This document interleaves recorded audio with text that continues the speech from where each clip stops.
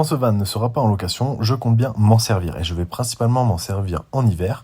Et du coup, je voulais avoir un sol bien isolé parce que j'installerai aussi un chauffage, mais ça va quand même vraiment ajouter du confort pour un véhicule en hiver d'avoir le sol qui est isolé. Ce sera peut-être un peu moins important pour un véhicule qu'on va utiliser pendant l'été. Je ne recommande pas toujours de le faire suivant les situations.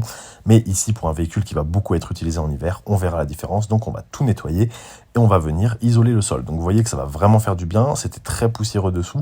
Heureusement, pas de taches, pas de rouille, pas de problème, mais ça permettra quand même de mettre un peu d'anti-rouille et de nettoyer un peu tout ça pour vraiment partir sur une base saine quand on viendra placer notre isolant. Et d'ailleurs, si certains d'entre vous s'intéressent à la location de van, je lance un nouveau programme dont les places vont être limitées, qui vous garantit d'être rentable dès le premier van, voire même très rentable. Vous pouvez retrouver toutes les infos dans le lien qui est dans ma bio.